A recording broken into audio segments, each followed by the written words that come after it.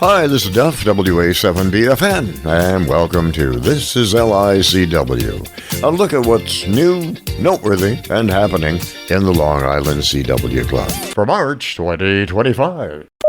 Of the many tools available to us at LICW is one called the Morse Practice Page, and it has evolved, shall we say, over the last few years into quite a vehicle of learning. And Tom, who's one of the instrumental people over there, who's kind of put this thing together. And just what do we got here, Tom? What is the Morse Practice Page and where has it gone? Well, the Morse Practice Page started out as being a individual who wanted to do something for himself, be able to practice at home. Okay. And that was Randy, and I can't remember his call sign right now. Yeah, that would be KN4YRM. So what are the key components? What do we have? What if you're just starting out, can you use that as just a starting point, or is it more advanced, or where do we go? Well, it goes all the way from starting out all the way up through advanced. And so the first ones are the BC1 curriculum, and we have content in the Morse Practice Page for every one of the classes in the BC1 curriculum. So that's a total of 16 different classes. Gotcha. And from there we go into Beginners 3, which is the get on the air kind of portion of it. And then into intermediate, we have 3 different intermediate classes that are covered in the MPP, along with the 3 advanced classes. So you have different parts. Do you have like instant character recognition available, or word recognition, or do you do sentences, or what do you have available? We have all of those available. Each one of the different classes, we try to hit the speeds of those classes. So you have words, letters, characters, familiarity, character recognition, instant character recognition, phrases, sentences, and like I say, they're all tailored for the individual class level. Now, do you work all the way up to QRQ? We go all the way up to what we call Advanced 3, which is around 40 words a minute. Wow! Lots of fun. And this particular program is available to anybody in LICW, I take it, Tom? It's available to everybody in LICW, and also it's available to anyone else on our website. Oh, okay. You don't have to be a member to use it. How do you get there? You have to go to the LICW webpage. Okay. And right there, there's a place where you can just click on the Morse Practice Page, and that'll set it up for you right there. Perfect. Do you need any kind of, is it just a Windows-based machine, or is it basically you just hook on right there to the website and go? Yeah, you just hook on the website. It's browser-based, so it works with Windows or Linux or Mac, any of them. Any of those it goes. Browser. That is absolutely great. Phenomenal piece of work, Tom, and thank you very much for all your endeavors over there to keep us learning. I guess it is. The Morse Practice Page. All right. Thanks, Tom. Appreciate it. Thank you, Duff. The Morse Practice Page, a great tool for the beginner as well as the advanced student, and you can find it, again, on the Long Island CWClub.org website. Well, we've got soda, we've got POTA. Well, how about SATA? There you go. Satellites on the air. Ant NU1U has taken CW to new heights.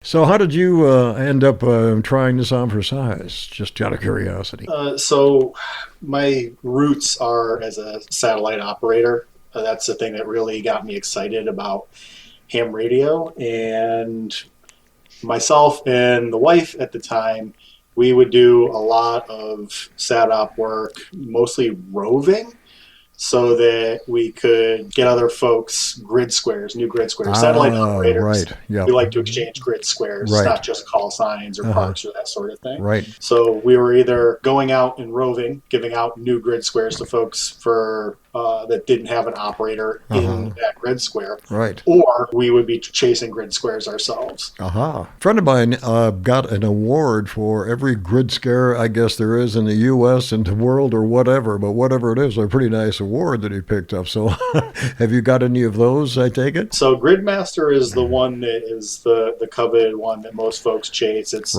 getting all 488 continental U.S. grid squares. Right. And I'm not even close. I think that were in the 70s as far as folks that have that Gridmaster Award. Uh-huh. Unfortunately, I'm not one of them. That's one of Yeah. those things that I'll probably Yeah, you really got to do it. You got to have target to do my it. retirement. Yeah. Yeah. So when we're talking about CW on the air, which is going to be a little bit different, what do you've got for when you're out there roving or whatever? Are you what kind of a setup do you have?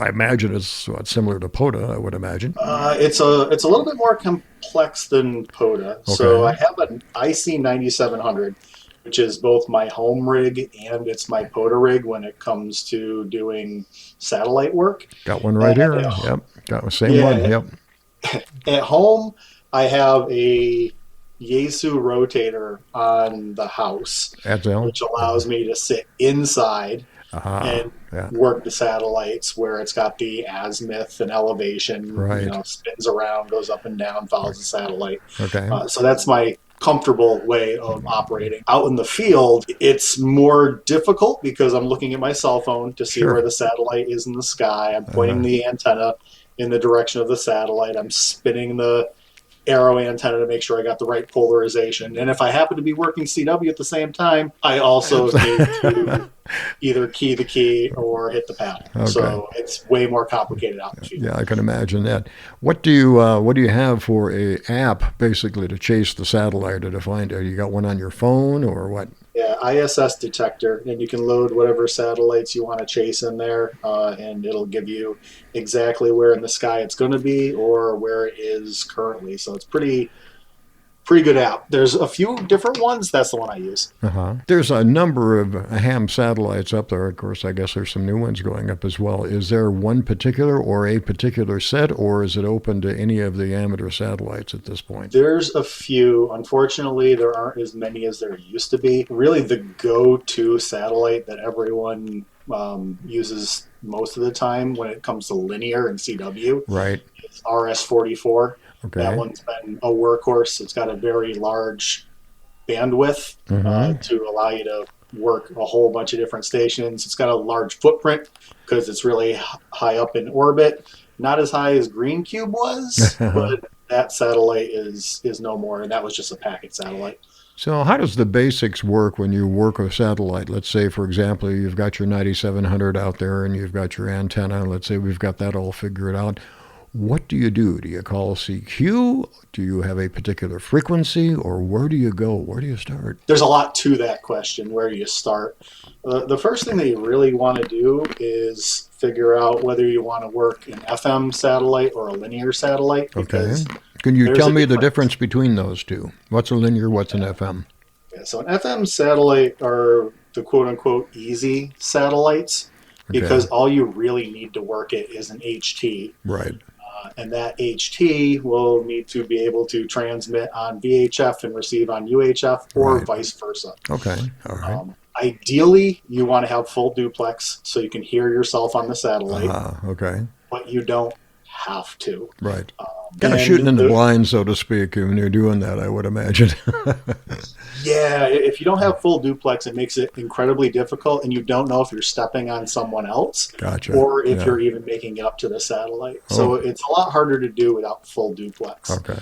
Um, So a linear satellite, on the other hand, is what? yeah, so a linear satellite has the ability to do single sideband voice, Mm-hmm.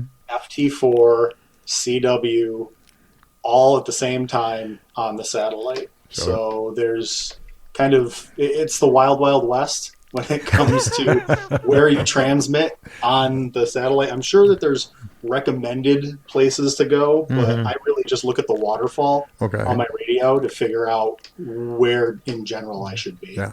So what are we looking for? I mean, are you, well, specifically if you're working CW, you're obviously looking for a CW station, obviously. So do you do the normal CQ thing, or what do you do there?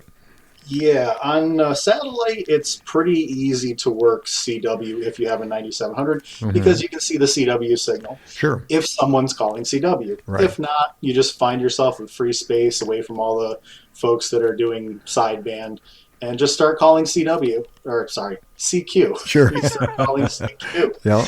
I'd say that my success ratio for getting another station to come back to me is probably about 75%. Really? Usually Okay. there'll be somebody else on the satellite who worked all their voice contacts, and they're doing the same thing I'm doing, which is Yeah.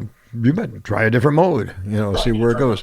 Just out of curiosity, what was the first contact you made? so the first contact that I made was with a Mexican station. Wow. Call sign was XE1HG. Okay. And he needed New York for worked all states. Oh, really? So Okay. I set up a scheduled pass with him just to try it out and see if I could do it. And that was at home. So I made contact with him, proved that I could do it. Yeah. And when I was roving in New York, I made sure that we were scheduled to do another CW contact. Wife held the antenna, pointed it in the direction of the satellite. And you're doing your thing. I was sweating it out trying to make a CW contact. We made it happen. He was able to get New York for his work. What's the exchange? How does that normally occur? Is it like POTA? Do you just do a 599? You say you're there? Or I don't know if a signal report even is applicable at this particular point. So what would the exchange be typically with another station? It depends on the operator that you get, because a lot of stations that are DX stations, they always want a signal report. Aha. So you would send your call sign and send your, usually it's 599 because it's on a satellite and it's a repeater. Yeah. But for the US stations, typically what I see is we give our call sign, we give our grid square just like we would in voice, and then that's a contact. And that's a contact. Now just where it goes. All right. How many have you made so far? Oh, I'm glad that you asked that question because I prepared myself. As far as confirmed QSOs, I have 55. I've been doing it since 2021, and it's not like I'm on it every day, but I do have a breakdown of my contacts by country, by state, by call, and by satellite. Okay. RS44 is the number one. I've got 46 contacts on that, and then it really trails off. Yeah. The next closest one I have is how many countries? How many countries, so to speak, Ant? only 3. Okay. Because it's got to be within the satellite footprint. Right. And so I'm in Connecticut, which means that I am limited basically to the U.S., Canada, Mexico, some South American countries or Central American countries. Right, that are covered, sure. I haven't worked anybody over there. Also Europe, and I have not worked anyone over there. Gotcha. If I was to work them, I probably would need to do a sched just to let them know that I'm going to be on there. Sure. And we know this satellite is moving. It's you're tracking this thing right across. What is your window for a QSO, for example? How many contacts could you make within a pass, so to speak? RS44, which is the one that I was mentioning, is like the workhorse. That one I think is in the sky for about 20 minutes to a half an hour on a good pass. Wow. Okay. Which gives you plenty of time. If it's lower in the sky, it can be anywhere between 5 and 10 minutes. Okay. Of course, they're going to be at different elevation, different passes. Does it vary quite a bit, I guess, per location and your grid square and so on and so forth?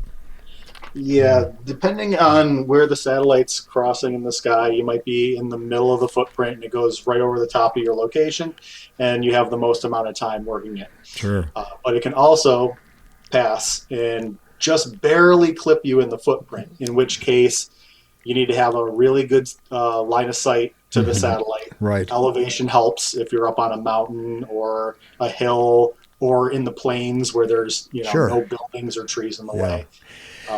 That makes it easier. So you're using, when you're out and about, a aero antenna. What type of an antenna is it? Is it like a 2 meter, 40 or 70 centimeter type of an antenna, or what? Yeah, so 2 meter on one polarization of the antenna, and then the other polarization would be 70 centimeters. So you have VHF for I think 3 of the elements, and then UHF for 6 of those elements. Okay. And that keeps the separation of the frequencies enough so that you're not. Does that have some kind of a duplexer in there of sorts to separate that, or is that a problem? The 9700, which is the radio that I use, it's got a single feed VHF, single feed UHF, and then the radiating elements on the arrow antenna both have individual inputs. So you don't need to worry about a duplexer unless you have one of those HTs that does full duplex, then you do need a duplexer. Then you do that. Then a duplexer on it as well. I think it's fantastic. It really is. It's just a whole different view now, of portable operation, or even, going, as you say, for all the grid squares and just, having a lot of fun with that. Well, very good. Well, I thank you very much for talking with us, Ant. It's a fascinating end of the hobby, that is for sure. And I guess good luck. How's that? Awesome. Thanks, Duff. I appreciate it. Okay. Good luck with that. Hope maybe we'll get you on the air. You never know. Or on the satellite, as it were. Okay. Thanks, Ant. Thank you. Taking a little bit of a deeper dive into amateur radio satellite communications is Scott, KA7FVV. The satellites have been around for some time. When did they start, Scotty? When did the first satellite go up? Do you recall? Like 1961 was like Oscar 1, I believe. Wow. Okay. Yeah. And since that time, we have how many have come and gone? Since that. We're up to they used to all be Oscar numbers. Now we got different countries putting them up. So they're all they're still they still get the AO numbers. Especially if AMSAT puts them up. Sure.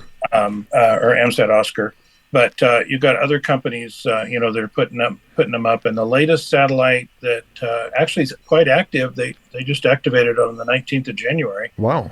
Little microsat. I think it was up got launched in one of those big batches of satellites from Starlink. Starlink, okay.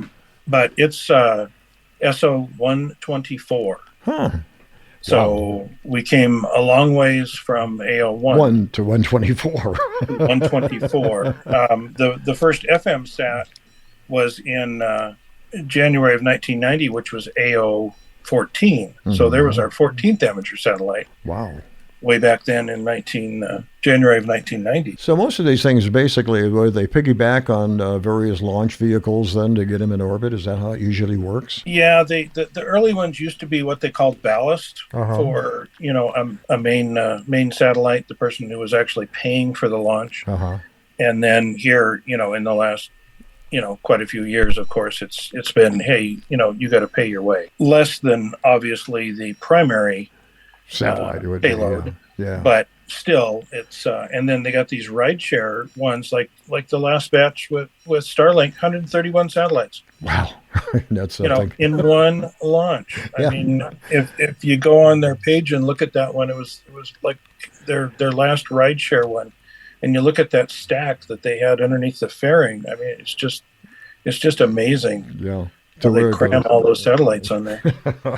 Well, you're making on FM sats. You're making quick contacts usually because the passes are so short. Usually 10 minutes. Maybe a max of 15, depending on the altitude of the satellite. And you're just doing a quick contact. Basically, your call sign, your grid square, and hello. What's your call sign, your grid square? I mean, a lot of times, like I'll put out if nobody's on there, I don't hear anybody.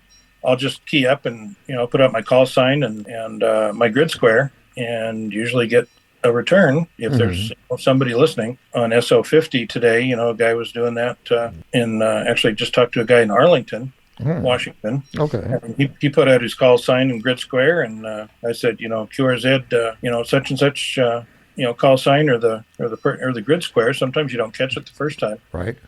Comes back to me, and I said good morning, and back and forth. Hey, So call sign and grid square, and then thanks for the contact. Right. So these are what they call LEO satellites, the low Earth orbit satellites mainly. Yes. Yeah. The FMs are all the low Earth orbit satellites. Okay. Is there any plans to put a geosynchronous one up? No, there is one that's in fairly high altitude that is at the poles, but you can only talk to that one if you're really close to the equator. I gotcha. Okay. Probably, Southern California, Florida. It's an FM satellite. I didn't even think about. Well, I didn't have a radio with me to try when I was down in California, but no geostationary plans. They've kind of tossed it around in the past. Of course, years ago we had AO10, AO13, and AO40, which were in what they call a Molniya orbit. Oh, okay. High elevation.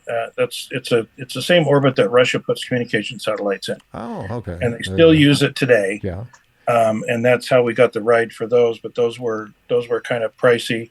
There is a shell of one over in Germany that talked about refurbishing and getting modern electronics in, but that never panned out. Yeah. We're done with the Fox program with AMSAT North America now, and now they're talking about what they call Golf, which is greater orbit, larger footprint. Oh, okay. I mean, there have been some that have been up there that, like we have AO7 has been up there since 1974. Wow. Sideband satellite, still operational, large footprint because it's at a high altitude. Right. I haven't tried working it in a while, but the mode B or the VU is supposed to be active on it.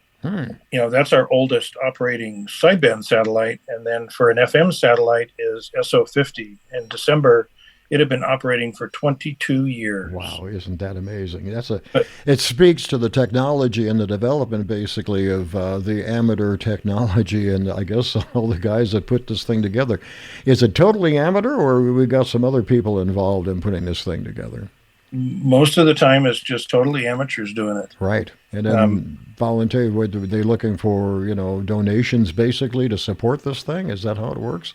Right. Matter of fact, right now on the MSAT page, they're looking for donations to support this Gulf program. And they'll have to build the satellites. And usually, like the 1U CubeSats from Fox, those were like $100,000 to build. Wow. And then you're probably looking at that much to launch it. Oh. Unless SpaceX is, giving them a deal, but it's not cheap any way you go. And then these Golf satellites, they're looking at probably a two. I think the picture I just saw, they're looking at a 3U satellite. Foldable solar panels. Those are not cheap. Yeah, no. The electronics are not cheap. Even though they try to build as much of it themselves as they can, but still there's a lot of stuff off the shelf for the CubeSats that it's like, gets to the point, why build it? If you get the donations and you get the money, use stuff that's already manufactured and put it together. So the sideband satellites, is that what they call a linear satellite then at this point? Correct. Okay, and what does that mean? It means you're gonna transmit up to the satellite on lower sideband, and you're gonna hear the satellite on upper sideband. Okay. And the bandpass, instead of just one channel like an FM satellite is, just like if you were talking on an FM repeater, right? Obviously, you're using dual frequencies. You're using VHF, UHF, UHF, VHF, depending on whether it's a VU, which is VHF up and UHF down, okay, or UV, which is UHF up and VHF down. But your bandpass is usually, to the time, about 20 kilohertz wide. Okay. So you can have multiple conversations going on at the same time. Right. Don't usually sit and rag chew on FM sats, although I have when things have been just, there's nobody on the satellite. Right. Been a pause to where if somebody wants to break in, they can break in. But, every once in a while you get a satellite where it's just, hey, like two people on it and you're just, chatting throughout the whole pass. But on the linears, you can just sit there and chat, and you could have half a dozen conversations going on the passband, during the whole pass. So if we want to track these things, there's a particular program over there where we can actually see where these go by. And what do you use primarily to track these things going around? On a PC, I use a program called Orbitron. Okay. It is a very good tracking program for the PC world. There's quite a few of them out there. There's quite a few that have come and gone in the past. I've probably played with 99% of them. There's some that are actually made for Linux. Like if you have a PC that's set up for Linux, GPredict is the one I'm trying to think of. Oh, okay. Couldn't think of the name of it. Yeah. So it's got a version for PC, got a version for Linux, and I think there's even a version you can run on a Raspberry Pi. Wow. So yeah, and it's not a bad little program to play with, but Orbitron is just for the Windows PC. Yep. ISS, that's always been a key point to a lot of folks on talk to ISS, or they run a slow scan television thing, don't they, occasionally? Yes, they've been actually doing quite a bit of that here lately since the first of the year. They had a a week-long session of slow scan TV over the Christmas holiday. Wow. Into New Year's. But usually on ISS, they now have 2 of the new radio systems on board. One of them in the Columbus module on the U.S. side, and then one of them in the Russian module. Mm-hmm. When they've got them both up and running, the one in the Columbus module is running the repeater, and the one on the Russian side is running APRS. Oh, okay. So packet. Yep. Yeah. So they'll have them going both at the same time now, and it's usually on the Russian side the one that does the slow scan TV. Mm-hmm. But when slow scan's running, the one on the U.S. side is still usually running the running the repeater. So interesting. And the repeater basically is just like a normal FM repeater at this point. Yes. Okay. Matter of fact, it's a VU, so it's a VHF up, UHF down. So 145.990 and then 437.800 down. So you got to whether your UHF side is either up or down, you've still got to adjust for Doppler shift. Okay. On the UHF side. Yeah, that frequency is obviously going to change. Fascinating stuff. What would be, if somebody wanted to get into this thing to relatively inexpensively to maybe copy some of the SSTV or use the FM repeater, what would they do? What would be a kind of a starting point for it? Most any of our handhelds will work just fine. Really? And probably one of the better ones that you can program the actual VHF, UHF, or UHF, VHF split in would be Yaesu handhelds and Baofeng handhelds. I'll be darned. Okay. You can run between VFOs like an ID51, ID52. On the Baofengs and the Yaesus, you can go into that programming software and actually put in that split. Fascinating stuff, that is for sure. And your website again, Scotty, is? KA7FVV.net. KA7FVV.net. Lots of good information over there to get started and to keep up to date, I guess. And hey, thanks, Scotty. I do appreciate you chatting with us today. Satellites, what fun. They are. This is LICW is produced by the Informational Services of the Long Island CW Club. Comments, questions may be made to WA7BFN at MSN.com. Thanks, everybody. Till next time, 73s.